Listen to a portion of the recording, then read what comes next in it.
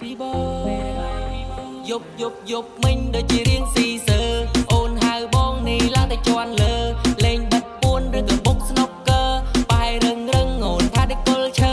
យេអូនឃើញបងស្ទៀវអូនថារូបបងចាលើមសាងស្នេហ៍មួយយប់មើលបងនឹងនាំបង្កាត់ភ្លើងឲ្យសង្សារចាស់បងមើលមកតែណែនយើងពេលដែលគេឃើញគេនោះឆែដូចភ្លើងពេលបើកលុយបងនាំ